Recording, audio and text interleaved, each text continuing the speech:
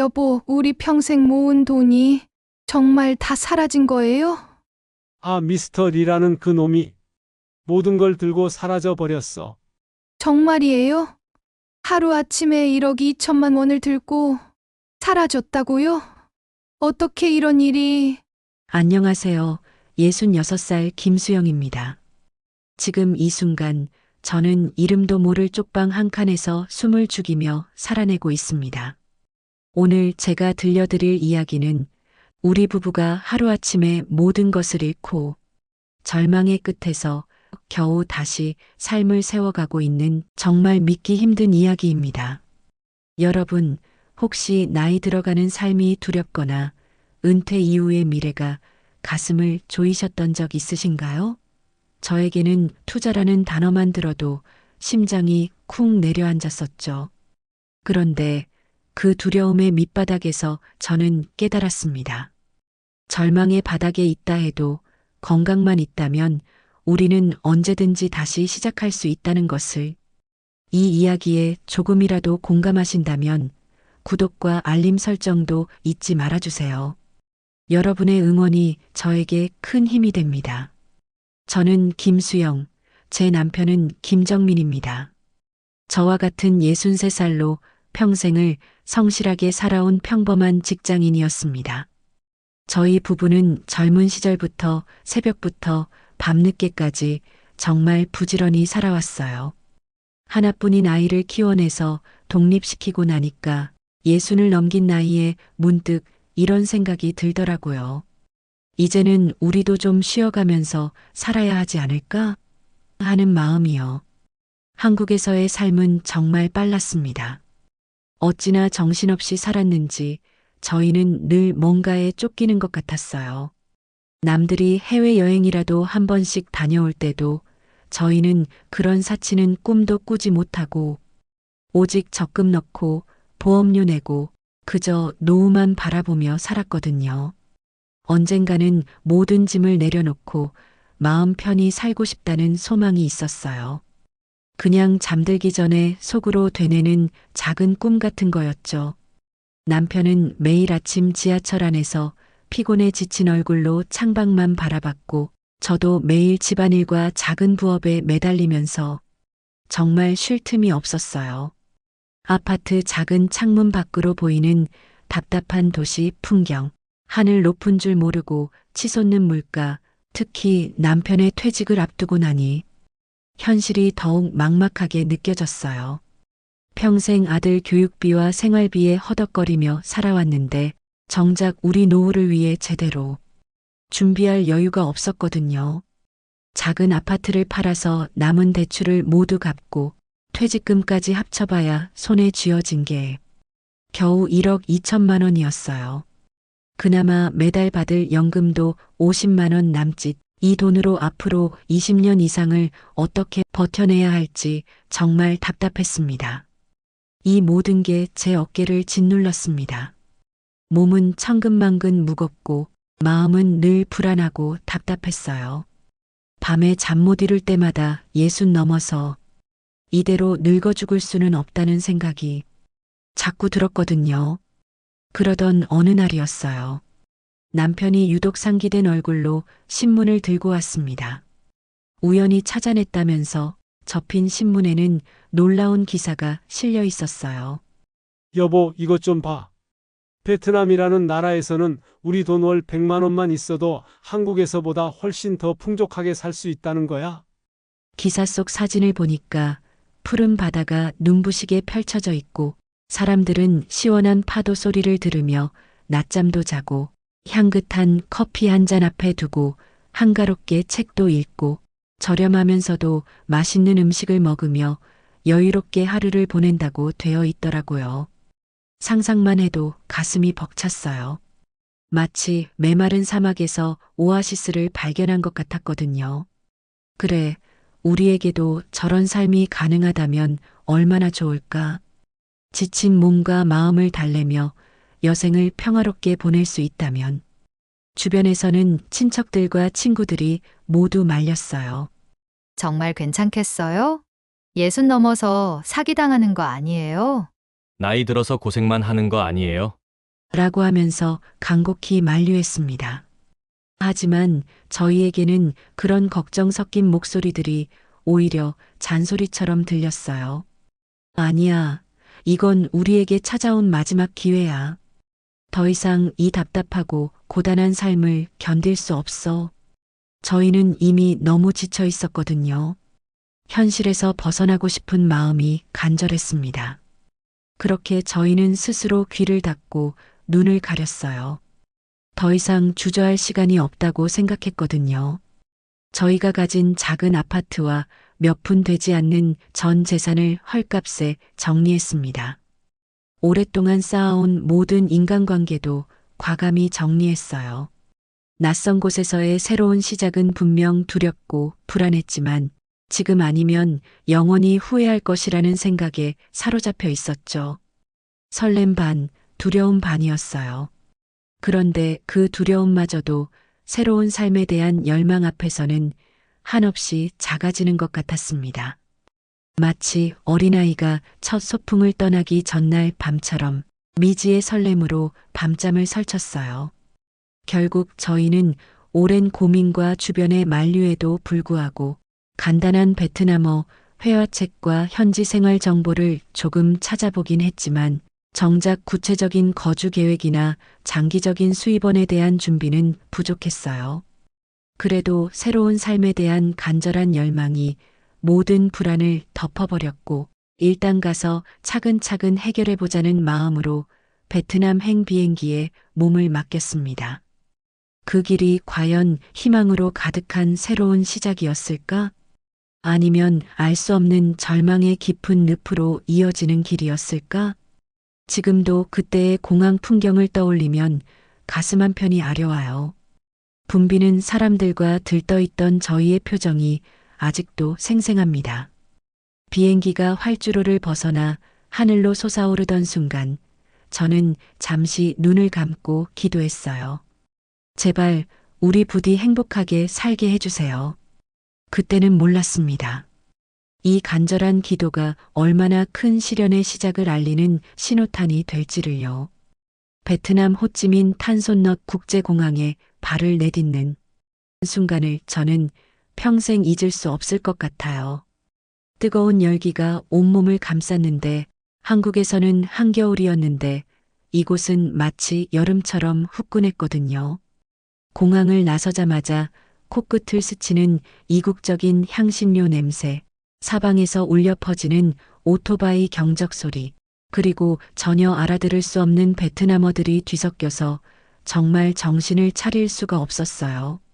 남편은 잔뜩 긴장한 얼굴로 제 손을 꽉 잡고는 사람들을 헤치며 택시를 잡았습니다.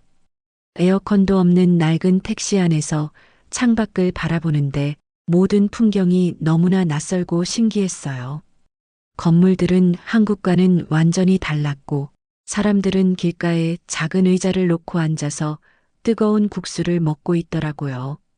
처음에는 이곳이 과연 우리가 꿈꾸던 낙원이 맞을까? 하는 불안감이 스쳐 지나갔지만 곧 그래, 이제부터 시작이야 하고 마음을 다잡았어요. 저희가 미리 알아본 외곽 지역의 작은 아파트로 향했는데 월세가 고작 20만 원이었어요. 한국에서는 상상조차 할 수 없는 가격이었죠. 중심가에서는 좀 떨어져 있었어요. 작지만 깨끗하게 정리된 방에 짐을 풀고 나니까 이제야 조금 숨통이 트이는 것 같았습니다. 처음 며칠은 정말 모든 것이 신기했어요. 아침 일찍 일어나면 숙소 옆 공원에서 많은 사람들이 함께 체조를 하고 있었고 시장은 정말 활기로 가득했거든요. 제가 한국에서라면 엄두도 못 냈을 값싼 과일과 채소들을 마음껏 사서 장바구니에 담을 수 있었어요. 길거리 노점에서 파는 이름 모를 음식들은 저렴하면서도 묘하게 입맛을 당겼고요. 특히 뜨거운 햇살 아래서 망고를 한 입 베어 물 때마다 마치 세상의 모든 근심 걱정이 사라지는 듯한 기분이 들었습니다. 아, 이것이 우리가 그토록 바라던 여유로운 삶이구나. 서로의 얼굴을 바라보며 연신 미소를 지었어요. 남편은 정말 20살 소년처럼 변했어요. 매일같이 새벽부터 저를 깨웠거든요. 여보, 해 뜨기 전에 나가서 산책이라도 하자. 이런 풍경을 언제 또 볼 수 있겠어? 저희는 손을 잡고 숙소 근처의 작은 호수를 따라 걸었어요.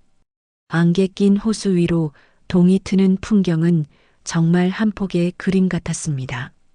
이따금씩 고즈넉한 사찰에서 흘러나오는 불경 소리는 고요한 아침 공기를 더욱 신비롭게 만들었고요. 남편은 어린아이처럼 얼굴 가득 웃음을 띠고는 여보 봐라. 이게 바로 우리가 원하던 삶 아니겠나? 하고 기뻐했어요. 저도 남편의 들뜬 모습에 오랜만에 활짝 웃을 수 있었습니다. 한국에서는 늘 일과 돈 때문에 피로에 절어있던 그의 얼굴이 이렇게 생기 넘치는 것을 보니까 정말 이곳으로 오기를 잘했다는 생각이 들었어요. 밤이 되면 야시장을 구경했습니다. 화려한 등불 아래 맛있는 길거리 음식을 먹고 값싼 옷가지들을 구경하는 재미가 정말 쏠쏠했어요. 이게 진정한 은퇴 후의 삶이구나. 걱정 없이 이렇게 살아도 되는구나 하는 생각에 마음이 한없이 편안해졌습니다. 하지만 완벽할 것 같던 이 낙원에도 조금씩 알 수 없는 그림자가 드리우기 시작했어요. 처음에는 정말 작은 것들이었습니다. 익숙하지 않은 음식 때문에 가끔 속이 뒤집어졌고 뜨거운 햇살 아래에서는 온몸이 땀으로 범벅이 되어 쉽게 지쳤거든요. 베트남어를 한마디도 할 줄 모르는 저희는 사소한 심부름 하나도 버벅거리기 일쑤였어요. 시장에서 물건을 살 때도 혹시 속는 것은 아닐까 늘 불안했고요. 하지만 이런 것들은 그저 새로운 환경에 적응하는 과정이라고 생각하며 대수롭지 않게 넘겼습니다. 시간이 모든 것을 해결해 줄 거야. 라고 스스로를 다독였거든요. 그런데 점차 마음속 깊은 곳에서 알 수 없는 외로움이 스며들기 시작했어요. 아무리 푸른 하늘과 맑은 바다가 아름다워도 한국에 두고 온 자식과 친구들이 그리웠거든요. 함께 수다를 떨고 시시콜콜한 이야기를 나눌 수 있는 친구 하나 없다는 사실이 때로는 가슴을 저미게 만들었어요. 남편과 저 단둘이서 보내는 시간이 늘었지만 정작 서로의 속마음을 깊이 이야기하는 날은 줄어들었습니다. 어쩌면 서로에게 약한 모습을 보이기 싫었던 건지도 모르겠어요. 그러던 어느 날이었습니다. 제 인생을 완전히 바꿔놓을 그 운명적인 만남이 시작된 날이었어요. 아파트 입구에서 처음 만난 한국인을 마주쳤습니다. 이영만리 타국에서 만난 동포라니 반가움에 눈물이 다 날 지경이었어요. 그는 능숙하게 베트남어를 구사하며 저희를 도와주었습니다. 마치 오랜 친구처럼 친절하게 다가와서 근처 맛있는 쌀국수집까지 안내해 주더라고요. 쌀국수 한 그릇을 앞에 두고 이런저런 이야기를 나누다 보니까 그분이 이곳에서 성공적으로 사업을 일구고 있는 사업가라고 자신을 소개했어요. 그의 이름은 미스터리였습니다. 사모님, 사장님, 반갑습니다. 여기서 한국 분들을 만나니까 정말 반갑네요. 이곳에서 어떻게 지내고 계세요? 능글맞은 웃음을 지으며 친절하게 다가오는 그분이 외로웠던 저희에게는 정말 가뭄의 단비 같았어요. 미스터리는 베트남 부동산 시장의 미래를 장밋빛으로 이야기하기 시작했습니다. 작은 투자로도 엄청난 수익을 낼 수 있다고 강조하면서요. 사장님, 사모님, 제가 이 바닥에서 잔뼈가 굵은 사람입니다. 베트남은 지금 완전히 황금기예요. 여기서 재산을 불리지 않으면 정말 후회하실 겁니다. 딱 이 베트남 땅에만 허락된 마지막 기회라고요. 처음에는 고개를 저었어요. 저희는 이미 모든 것을 정리하고 이곳에 온 터라 더 이상의 투자는 꿈도 꾸지 않았거든요. 그런데 그분은 끊임없이 저희를 설득했습니다.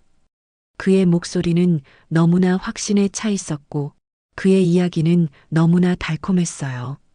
저희는 지난날 한국에서 투자 실패로 지긋지긋한 아픔을 겪었지만 이 미스터리라는 분은 너무나 믿음직스러워 보였습니다.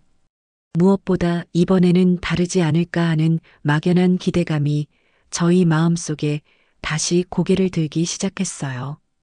가난한 노년은 상상조차 하기 싫은데 지금 이 기회를 놓치면 저희는 또다시 한국에서처럼 늘 불안감에 시달려야 할 것 같았거든요. 그 달콤한 유혹은 메마른 사막에 목마른 자에게 주어지는 시원한 물 한 잔과 같았습니다. 작은 희망인지 아니면 작은 탐욕인지 그것이 저희의 발목을 서서히 잡아 끌고 있었어요. 그때 저희는 몰랐습니다. 이 달콤한 속삭임이 저희 인생을 통째로 집어삼킬 거대한 절망의 시작이 될 줄은 말이에요. 다음 날 남편과 저는 조심스럽게 그분이 제시한 서류를 펼쳐보았습니다. 저희의 눈빛은 다시 한번 흔들리고 있었어요. 제발 속으로 간절히 빌면서도 이미 돌이킬 수 없는 강을 건너고 있다는 것을 어렴풋이 직감하고 있었습니다. 다음 날 남편과 저는 미스터리가 건네준 두툼한 서류를 마주하고 앉았습니다. 식탁 위에 놓인 그 서류들은 저희 노년의 마지막 희망이 될 수도 어쩌면 돌이킬 수 없는 절망의 시작을 알리는 검은 잉크가 될 수도 있다는 섬뜩한 예감이 들었어요. 저희는 이미 한국에서 투자 실패로 뼈아픈 경험을 했던 터라 사실 투자라는 말만 들어도 심장이 철렁 내려앉았습니다. 평생을 아껴 모아 노후에 쓸 자금으로 가져온 이 돈을 잃는다는 것은 상상조차 할 수 없었거든요. 남편은 연신 담배만 태우며 깊은 한숨을 쉬었고 저는 아무 말 없이 주름진 손으로 서류를 만지작거렸어요. 여보, 우리는 정말 괜찮을까? 괜히 또 지난번처럼 되는 건 아닐지. 지금 이 돈마저 잃으면 우린 정말 빈털터리가 되는데. 남편의 목소리는 불안감으로 잔뜩 흔들리고 있었습니다. 수아 아빠, 저도 무서워요. 하지만 미스터리는 정말 믿음직해 보이잖아요. 여기 자료를 보세요. 정부와 연계된 큰 프로젝트라고 하고 투자자들도 다 성공했다고 써 있어요. 솔직히 말하면 한국에서 가져온 돈만으로는 이곳에서 평생 여유롭게 살기가 어려울 것 같아요. 물가도 계속 오르고 있고 언젠가는 바닥이 날 텐데 지금이라도 조금이나마 불려놓지 않으면 나중에 후회할 것 같아요. 제 말에는 합리적인 판단보다 간절한 욕망이 더 크게 자리 잡고 있었을 거예요. 노년의 가난만큼 무서운 것은 없다는 지독한 현실 인식이 저희의 마음을 조급하게 만들었거든요. 저희는 이 먼 타국에서 지금 아니면 안 된다는 절박한 심정으로 서로의 눈빛 속에서 확신을 찾으려 애썼습니다. 그렇게 저희는 잠시 머뭇거리다가 결국 미스터리를 다시 만나기로 했어요. 미스터리는 저희가 찾아오자 기다렸다는 듯 너털웃음을 지으며 맞았습니다. 그는 자신의 고급 승용차로 저희를 직접 데리고 다니며 호찌민 시내 곳곳을 보여주었어요. 사장님, 사모님, 이 빌딩이 앞으로 어떻게 바뀔지 아십니까? 저 신도시 계획은 벌써 정부 승인을 기다리고 있습니다. 제가 귀뜸해드리는 이 투자처는 정말 극소수에게만 주어지는 특급 정보예요. 그는 차 안에서 태블릿을 꺼내더니 화려한 조감도들을 보여주었어요. 마치 미래 도시처럼 번쩍이는 고층 빌딩들과 넓은 도로, 아름다운 공원이 그려져 있었습니다. 보세요. 이게 바로 5년 후 이 지역의 모습입니다. 지금 여기 땅 한 평이 얼마인지 아세요? 고작 50만 원이에요. 그런데 이 개발이 완료되면 평당 150만 원은 좋게 될 겁니다. 무려 3배죠. 그의 말 한마디 한마디는 비단결처럼 부드러웠지만 그 안에는 강렬한 확신이 담겨 있었어요. 그는 자신의 성공 경험담을 끊임없이 늘어놓았고 저희가 상상조차 할 수 없는 어마어마한 부를 얻은 사람들의 이야기를 들려주며 저희의 귀를 솔깃하게 했습니다. 제가 작년에 도와드린 김 사장님이라는 분이 계신데요. 2억을 투자하셔서 1년 만에 4억으로 불렸어요. 지금은 호찌민에서 가장 좋은 펜트하우스에 사시면서 정말 여유롭게 지내고 계시죠. 가장 결정적인 순간은 그가 저희를 데리고 간 한 고급 식당에서였어요. 그곳에서 우연히 만난 한국인 부부가 있었습니다. 한국 분들이시네요. 반가워요. 그 부부는 정말 자연스럽게 저희에게 다가왔어요. 나중에 알고 보니 박 사장님과 김 사모님이라는 분들이었는데 정말 평범한 60대 부부 같았어요. 저희와 비슷한 나이 되시더라고요. 저희도 얼마 전에 한국에서 이곳으로 왔어요. 여기서 어떻게 지내고 계세요? 저희는 온 지 얼마 안 됐어요. 아직 적응 중이고요. 아, 그러시구나. 저희도 처음엔 정말 막막했는데 지금은 너무 만족해요. 특히 이곳에서 작은 투자를 하나 하고 있는데 정말 괜찮더라고요. 박 사장님은 전혀 과시하지 않으면서도 자연스럽게 이야기를 꺼냈어요. 투자요? 어떤 투자인데요? 별거 아니에요. 호찌민 근교의 신도시 개발하는 프로젝트인데 작은 돈 넣어놨더니 매달 용돈 정도는 나와요. 덕분에 여기서 걱정 없이 지내고 있어요. 김 사모님도 덧붙였어요. 정말 부담스럽지 않게 시작했어요. 처음엔 의심도 많이 했는데 지금까지 매달 정확히 나오고 있거든요. 며칠 후 우연히 그 부부를 골프장에서 다시 만났어요. 남편이 직장에서 어쩔 수 없는 접대로 가끔 골프를 쳤지만 한국에서는 비용 부담 때문에 자주 갈 엄두를 못 냈던 골프장이에요. 어머, 또 만나네요. 혹시 골프 치세요? 네, 한국에서도 가끔 쳤는데 여기는 정말 저렴하더라고요. 그럼 같이 치실래요? 4명이면 딱 좋잖아요. 그렇게 시작된 골프 모임은 일주일에 한 번씩 정기적으로 이어졌어요. 박 사장님 부부는 정말 좋은 분들이었거든요. 골프를 치고 나서 함께 식사도 하고 베트남 생활에 대한 조언도 많이 해주셨어요. 여기 쌀국수집이 정말 맛있어요. 현지 사람들이 주로 가는 곳이라 저렴하면서도 정통 맛을 느낄 수 있죠. 마사지는 이 동네가 좋아요.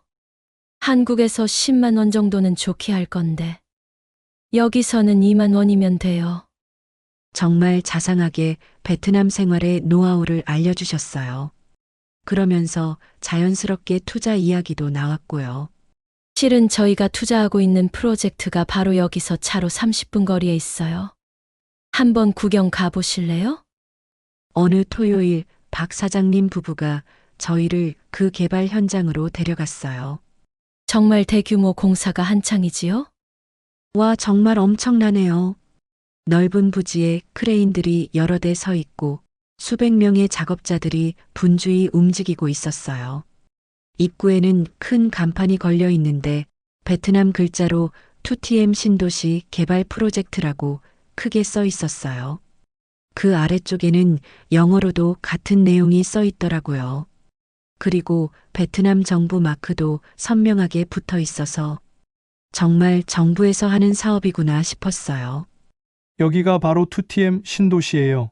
베트남 정부가 싱가포르를 벤치마킹해서 만드는 금융중심지거든요. 이미 삼성, LG 같은 대기업들도 입주 계약을 마쳤다고 해요. 박 사장님의 설명을 들으니까 정말 그럴듯했어요. 실제로 곳곳에 삼성, LG 같은 한국 기업 간판들도 보였거든요. 저희는 여기 상업지구 일부에 투자한 거예요. 완공되면 임대료 수익으로 계속 돈이 들어올 예정이고요. 정말 대단하네요. 그런데 투자는 어떻게 하셨어요? 미스터 리가 중간에서 도와주셨어요. 이분이 이 프로젝트 총책임자랑 친해서 일반인들도 투자할 수 있게 해준 거예요. 집에 돌아와서 남편과 이야기했어요. 수아 아빠, 박 사장님 부부 어떻게 생각해요? 글쎄, 정말 좋은 분들 같은데? 2년 동안 매달 배당금을 받고 있다니까 거짓말은 아닌 것 같고, 그리고 실제로 공사 현장도 봤잖아요. 정말 큰 프로젝트였던데. 며칠 후 박 사장님이 전화를 했어요. 사장님, 혹시 시간 되시면 미스터 리를 사업상 정식으로 만나보실래요? 저희가 투자하는 그분인데 지난번에 우연히 만나셨잖아요. 정말 믿을 만한 분이에요. 그렇게 자연스럽게 미스터리와의 정식 만남이 성사되었어요. 미스터리는 일전에 잠깐 이야기했던 투자 이야기를 훨씬 더 구체적으로 설명해 주었어요. 사장님, 사모님도 그 현장 보셨죠? 2TM 신도시는 베트남 정부가 2030년까지 170억 달러를 투입하는 메가 프로젝트예요. 호찌민시를 아시아 금융 허브로 만들겠다는 정부의 핵심 사업이거든요. 그는 공식 정부 자료들을 보여주었어요. 베트남어로 된 문서들이었지만 확실히 정부 도장이 찍혀 있었고 2TM 신도시 조감도와 일치하는 내용들이었어요. 특히 상업지구는 이미 국제적인 기업들이 줄을 서서 입주를 기다리고 있어요. 삼성전자도 동남아 본부를 여기로 이전할 예정이고 현대자동차도 대규모 판매 전시장을 만든다고 했어요. 정말 그럴듯한 이야기였어요. 실제로 저희가 본 현장과도 일치했고 박 사장님 부부의 성공 사례도 있었거든요. 그런데 이런 큰 프로젝트에 개인이 투자할 수 있나요? 원래는 불가능해요. 하지만 제가 프로젝트 총괄 책임자와 오랜 친분이 있어서 특별히 소수의 분들께만 기회를 드리고 있는 거예요. 박 사장님도 그렇게 시작하신 거고요. 그날부터 저희는 미스터리와 본격적인 투자 상담을 시작했어요. 박 사장님 부부의 추천이 있었고 실제 개발 현장도 확인했으니까 의심할 이유가 없었거든요. 미스터리는 저희를 자신의 사무실로 데려갔어요. 사무실은 정말 화려했습니다. 넓은 공간에 값비싼 가구들, 벽에는 각종 인증서와 정부 관계자들과 찍은 사진들이 걸려 있었어요. 보세요. 이게 베트남 정부건설부 장관과 찍은 사진이에요. 그리고 여기는 호찌민 시장님과의 회의 모습이고요. 저희는 정부와 직접 연결되어 있어서 다른 업체들과는 차원이 다릅니다. 벽에 걸린 화려한 사진들과 공식 문서들을 보니까 정말 대단한 사업가처럼 보였어요. 그리고 무엇보다 박 사장님 부부의 성공 사례가 있었으니까 더욱 믿음이 갔죠. 사장님, 사모님, 솔직히 말씀드리면 이런 기회는 정말 흔하지 않아요. 다음 주부터 본격적인 착공에 들어가는데 그 전에 투자하시면 초기 투자자 특혜로 20% 할인도 받으실 수 있어요. 하지만 그는 잠시 망설이는 듯 하더니 조심스럽게 말을 이었어요. 실은 다른 분들도 벌써 줄을 서서 기다리고 있어요. 저도 사장님, 사모님께 먼저 말씀드리고 싶었는데 정부 정책상 외국인 투자 쿼터가 한정되어 있거든요. 물론 급하게 결정하실 필요는 없지만 혹시 관심이 있으시다면 빨리 알려주시는 게 좋을 것 같아요. 남편이 조심스럽게 물었어요. 그런데 혹시 위험은 없나요? 투자에는 항상 위험이 따르잖아요. 미스터리가 자신만만하게 웃었어요. 사장님, 이건 일반적인 투자가 아니에요. 정부가 보장하는 프로젝트거든요. 여기 보세요. 그는 공식 도장이 찍힌 정부 문서를 보여주었어요. 베트남어로 빼곡히 쓰인 문서였지만 확실히 정부 로고가 선명하게 찍혀 있었습니다. 이게 바로 정부 승인서예요. 이 프로젝트는 베트남 정부가 직접 추진하는 국책 사업이라서 실패할 가능성은 제로에 가까워요. 물론 선택은 사장님, 사모님 몫이지만 이런 기회는 정말 흔하지 않거든요. 그의 확신에 찬 목소리와 완벽해 보이는 증거들 앞에서 저희의 마지막 의심마저 사라져갔어요. 그럼 최소 투자 금액은 얼마인가요? 제가 떨리는 목소리로 물었습니다. 사모님, 최소 4만 달러부터 가능해요. 우리 돈으로 약 5천만 원 정도죠. 하지만 더 많이 투자하실수록 수익률도 높아져요. 1억을 투자하시면 VIP 대우를 받으실 수 있고 배당률도 월 3%까지 가능해요. 월 3%라니 1억을 투자하면 매달 300만 원씩 들어온다는 이야기였어요. 저희가 한국에서 받는 연금의 5배가 넘는 금액이었습니다. 정말 확실한 거죠? 남편이 마지막으로 확인했어요. 사장님, 제가 이 바닥에서 15년을 일했는데 이런 기회는 처음 봅니다. 하지만 처음이시니까 부담스러우실 수도 있잖아요. 그러니까 일단 작은 금액부터 시작해 보시는 게 어떨까요? 미스터리가 마치 저희를 배려하는 듯한 표정을 지었어요. 최소 투자 금액이 4만 달러라고 하셨는데 제가 조심스럽게 말했어요. 아, 사모님. 그건 일반 투자자들 기준이고요. 저희가 특별히 한국 분들을 위해서 준비한 작은 패키지가 있어요. 1만 달러, 우리 돈으로 1,300만 원 정도부터도 가능해요. 한 달 정도 해보시고 수익을 확인한 다음에 늘리셔도 되고요. 1,300만 원이라면 저희가 가져온 돈의 10분의 1 정도였어요. 그 정도라면 설사 잃어도 치명적이지는 않을 것 같았거든요. 수아, 아빠, 그 정도라면 한번 해볼 만하지 않을까요? 제가 남편을 바라보며 말했어요. 그래, 그 정도면. 남편도 조심스럽게 고개를 끄덕였어요. 정말 현명한 선택이세요. 작은 금액으로 먼저 확인해 보시는 게 맞죠. 다음 달부터 배당금이 들어오기 시작할 거예요. 기대해도 좋으실 거예요. 그렇게 저희는 먼저 1,300만 원을 투자했습니다. 큰 돈이긴 했지만 전 재산을 거는 것보다는 훨씬 마음이 편했어요. 투자를 하고 한 달이 지났을까요? 정말로 약속된 배당금이 들어왔어요. 여보, 빨리 와봐요. 어느 날 아침 저는 흥분해서 남편을 불렀어요. 왜 그래, 여보? 통장 봐요. 39만 원이 들어왔어요. 미스터리 말이 맞았네요. 월 3%라니 정말 많은 돈이 들어온다는 이야기였어요. 정말로 약속을 지킨 거였죠. 정말이야? 정말 들어왔어? 남편도 믿을 수 없다는 표정으로 통장을 들여다봤어요. 그 순간 저희의 마음속에서는 의심이 확신으로 바뀌었어요. 아, 미스터리는 정말 믿을 만한 사람이었구나. 2달째, 3달째도 마찬가지였어요. 정확히 매달 25일에 39만 원씩 들어왔어요. 용돈치고는 꽤 큰 돈이었거든요. 석 달이 지난 어느 날 미스터리에게서 전화가 왔어요. 사장님, 사모님 어떠세요? 배당금 잘 받고 계시죠? 네, 정말 감사해요. 약속대로 정확히 들어오고 있어요. 그럼요. 제가 약속은 꼭 지키는 사람이거든요.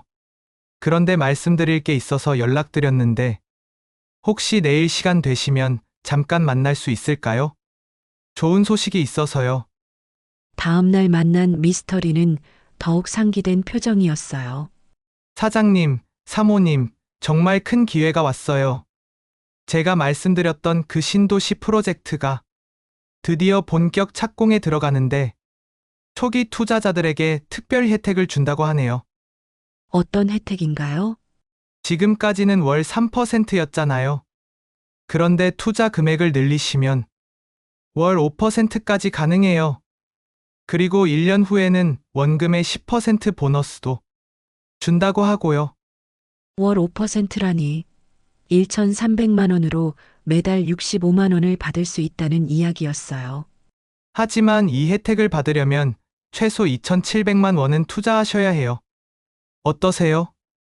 저희는 잠시 망설였어요. 2,700만 원은 적지 않은 돈이었거든요. 조금 생각해 볼게요. 물론이죠. 하지만 이 기회는 이번 달까지만 유효해요. 다음 달부터는 일반 투자자들에게도 개방된다고 하니까 조건이 달라질 수 있어요. 집에 돌아와서 남편과 의논했어요. 수아, 아빠 어떻게 생각해요? 지금까지 약속을 잘 지켰으니까. 글쎄, 여보. 석 달 동안 정확히 들어왔잖아. 그리고 월 5%면 매달 엄청난 돈이 들어오는 거야. 1년이면 투자한 돈의 절반 이상은 뽑을 수 있는 거고. 계산해 보니까 2년이면 원금보다 훨씬 많이 받을 수 있을 것 같았어요. 그럼 2,700만 원 더 넣어 볼까요? 그래, 해보자. 그렇게 저희는 2,700만 원을 추가로 투자했어요. 총 4천만 원이 되었죠. 정말로 다음 달부터는 배당금이 늘어났어요. 지난번 배당금보다 훨씬 많은 돈이 들어왔거든요. 여보, 정말 대박이에요. 이번에는 200만 원이 들어왔어요.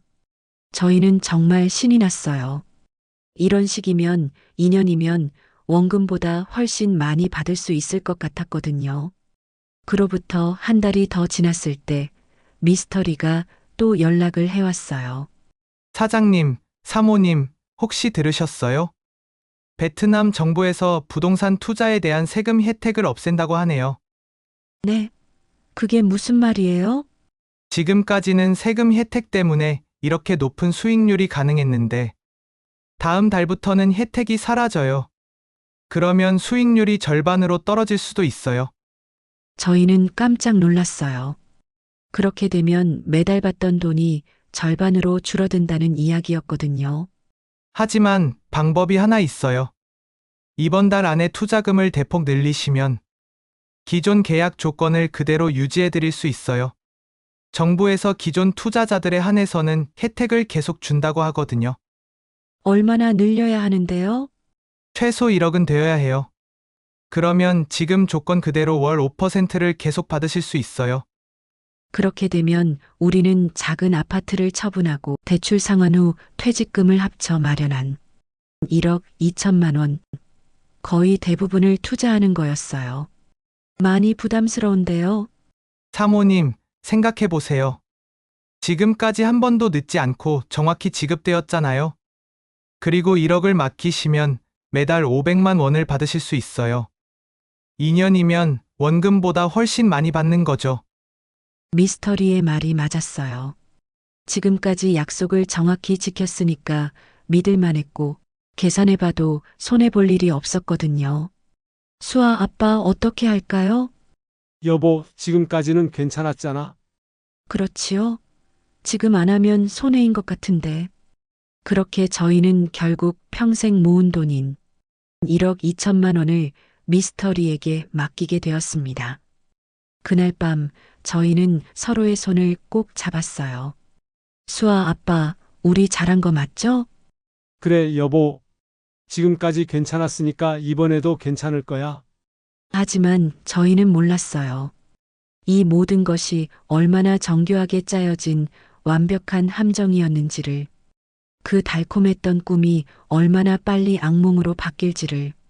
그렇게 1억 2천만 원을 모두 투자하고 나서 처음 몇 달은 정말 행복했어요. 약속대로 600만 원이 정확히 들어왔거든요. 여보, 정말 대박이에요. 저희는 정말 신이 났어요. 박 사장님 부부와 골프를 치면서도 서로 축하했죠. 축하해요. 이제 정말 걱정 없겠네요. 박 사장님 덕분이에요. 그렇게 몇 달이 더 지나 거의 4개월간 순조롭게 배당금이 들어오던 어느 날이었어요. 갑자기 이상한 일이 벌어지기 시작했어요. 25일이 지나도 배당금이 들어오지 않았거든요. 처음에는 하루 이틀 늦는 거라고 생각했어요. 수아 아빠, 이번엔 좀 늦네요? 그러게. 박 사장님한테 한번 물어볼까요? 박 사장님에게 전화를 걸었더니 의외의 대답이 돌아왔어요. 아, 저희도 이번 달은 아직 안 들어왔어요. 미스터리가 뭔가 정부 승인 때문에 조금 지연된다고 하더라고요. 조금 불안했지만 박 사장님도 같은 상황이라니까 마음을 좀 놓았어요. 며칠 후 다행히 배당금이 들어왔거든요.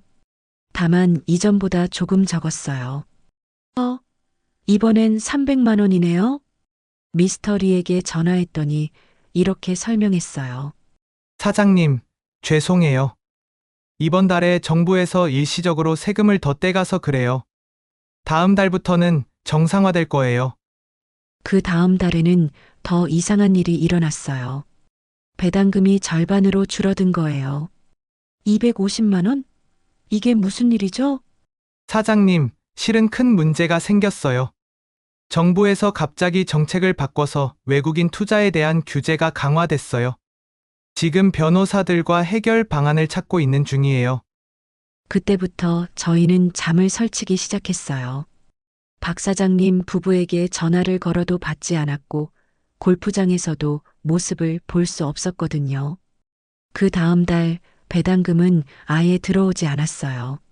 미스터리에게 전화를 걸어도 현재 사용하지 않는 번호라는 안내만 나왔어요. 수아 아빠 이상해요. 뭔가 잘못된 것 같아요. 박 사장님네 집에 한번 가보자. 저희가 알고 있던 박 사장님 집 주소로 찾아갔더니 그곳에는 전혀 다른 베트남 가족이 살고 있었어요. 한국 사람? 모르겠는데요. 우리는 2년 전부터 여기 살고 있어요. 저희가 핸드폰 번역 앱으로 물어봤더니 다행히 알아들으시더라고요. 그 순간 저희는 깨달았어요. 모든 게 거짓이었다는 것을요. 박 사장님 부부도 골프도 그 자연스러운 만남도 2TM 신도시 견학도 그 따뜻했던 모든 순간들이 다 계획되고 연출된 완벽한 연극이었던 거예요. 저희를 신뢰시키기 위해 몇 달간 준비된 정교한 사기극이었던 겁니다. 저희는 미스터리의 사무실로 달려갔어요. 하지만 그곳은 이미 텅 비어 있었습니다. 사무실 벽에 걸려있던 화려한 사진들, 인증서들, 아무것도 남아있지 않았어요. 여보, 우리가 속은 거예요. 그날 밤 저희는 서로를 붙잡고 하염없이 울었어요. 1억 2천만 원. 저희가 평생 모은 모든 것이 하루아침에 사라져버린 거였어요. 수아 아빠, 우리 이제 어떻게 해요? 한국으로 돌아갈 비행기 표도 없는데. 여보, 우리가 너무 욕심을 부렸나 봐. 수아 아빠, 이제 어떻게 해야 하나? 우리는 정말 좋은 기회인 줄만 알았잖아. 며칠 동안 저희는 정말 절망에 빠져 있었어요. 먹지도 못하고 잠도 오지 않고 이 먼 타국에서 아무것도 없이 어떻게 살아가야 할지 막막했거든요. 나중에 알고 보니 이 모든 것이 치밀하게 계획된 연극이었어요. 박 사장 부부는 저희보다 훨씬 먼저 투자를 시작한 척하면서 실제로는 미스터리가 고용한 가짜 투자자들이었던 거죠. 그들이 받는다던 배당금도 사실은 미스터리가 연기를 위해 지급한 돈이었고 더 충격적인 것은 저희만 당한 게 아니었다는 사실이었어요. 한국에서 베트남으로 이주한 여러 가정들이 저희와 똑같은 수법으로 사기를 당했더라고요. 저희는 절망적인 상황에서도 베트남 현지 경찰서를 찾아갔습니다. 하지만 언어 장벽과 복잡한 국제사기 사건이라는 이유로 제대로 된 수사는 기대하기 어렵다는 답변만 돌아왔어요. 그렇게 저희의 돈을 되찾을 마지막 희망마저 사라져버렸습니다. 나중에 뉴스를 통해 알게 된 사실은 더욱 충격적이었어요. 이 사건의 총 피해액이 무려 59억 원에 달했고 얼마나 조직적이고 치밀하게 계획된 사기인지 깨달을 수 있었거든요. 개인이 혼자 힘으로는 도저히 대응할 수 없는 정교한 범죄였고 저희는 정말 속수무책이었습니다. 그 충격이 너무 커서 며칠 동안은 제대로 먹지도 못한 채 그저 천정만 바라보고 있었습니다. 그런데 어느 날 저희 숙소 아래층에 사는 베트남 할머니가 저희를 찾아왔어요. 아이고, 무슨 일이에요? 할머니는 베트남어와 손짓 발짓으로 저희를 위로해 주었어요. 그리고 직접 만든 따뜻한 쌀국수를 가져다 주셨거든요. 중요한 건 건강이에요. 할머니의 따뜻한 마음에 눈물이 왈칵 쏟아졌어요. 돈은 잃었지만 사람의 따뜻함은 여전히 남아있다는 걸 느꼈거든요. 한 달 정도 지나니까 조금씩 현실을 받아들이게 되었어요. 어느 날 남편이 조용히 말했어요. 여보, 우리 이렇게 있을 수만은 없잖아. 우리 정신 차리자. 그래요, 수아 아빠. 비록 모든 걸 잃었지만 아직 건강하잖아요. 남은 돈이 얼마 되지 않아서 한국에도 갈 수도 없는 상황이라 저희는 이 먼 타국에서 닥치는 대로 일을 해야 했어요. 말이 통하지 않으니 정말 답답했지만 손짓 발짓으로 겨우 의사소통하며 한국 식당에서 설거지하는 일부터 시작했어요. 베트남 사람들은 저희를 따뜻하게 대해 주었어요. 한 베트남 아주머니가 저에게 간단한 베트남어를 가르쳐 주기 시작했어요. 까먼 고마워요. 신짜오 안녕하세요. 이런 기본적인 말부터요. 젊은 베트남 청년이 엄지손가락을 치켜들며 격려해 줄 때면 가슴이 뭉클했어요. 이제 간단한 베트남어로 까먼 라고 답할 수 있게 되었거든요. 그렇게 1년 정도 지나니까 조금씩 돈을 모을 수 있었어요. 하루 종일 일해서 벌어들이는 돈은 많지 않았지만 정직하게 번 돈이라 마음이 편했어요. 그때 하나밖에 없는 아들 수아가 저희를 찾으러 베트남까지 왔어요. 엄마, 아빠, 왜 이렇게 연락이 안 되었어요? 걱정 많이 했어요. 미안하다, 아들아. 엄마 아빠가 큰 실수를 했어. 저희는 자식에게 모든 진실을 털어놓았어요. 부끄럽고 미안했지만 더 이상 숨길 수는 없었거든요. 괜찮아요. 엄마, 아빠, 건강하게 돌아와 주셔서 고마워요. 자식의 따뜻한 마음에 다시 한번 눈물이 쏟아졌어요. 지금 저희는 한국에서 작은 쪽방에 살고 있어요. 아들에게 신세지기 싫어서 베트남에서 일하여 모은 적은 돈으로 작은 분식점을 운영하면서 하루하루 살아가고 있어요. 매일 새벽 5시에 일어나 장을 보고 밤늦게까지 일하지만 마음은 평안해요. 더 이상 큰 돈을 벌겠다는 욕심은 없어요. 오늘 하루 정직하게 살아가는 것만으로도 충분해요. 사랑하는 시청자 여러분, 언젠가는 모든 짐을 내려놓고 마음 편히 살고 싶다는 소망으로 떠났던 베트남에서 정말 예상치 못한 일들을 겪었어요. 그리고 모든 걸 잃었어요. 아직도 가끔 밤에 잠 못 이룰 때가 있고 그때 왜 그랬을까 하는 후회가 밀려올 때도 있어요. 하지만 저희 부부가 건강하게 살아있고 이렇게 다시 시작할 수 있다는 것만으로도 정말 다행이라는 생각이 들어요. 혹시 여러분도 저희와 비슷한 경험이 있으시거나 마음속에 담아둔 이야기가 있으시다면 댓글로 나눠주세요. 서로의 경험을 나누다 보면 더 큰 지혜를 얻을 수 있을 거예요. 이 이야기가 여러분의 마음에 조금이라도 와닿으셨다면 지금 바로 좋아요 버튼을 꾹 눌러주세요. 그리고 앞으로도 이런 진솔한 이야기들이 궁금하시다면 구독과 알림 설정도 꼭 부탁드려요. 저의 한 가지 바람은 한순간의 잘못된 판단으로 저희는 이런 일을 겪었지만 더 이상 이런 일이 일어나지 않았으면 좋겠어요. 끝까지 들어주셔서 정말 고맙습니다. 여러분의 삶에 언제나 평안과 행복이 가득하기를 기원합니다. 감사합니다.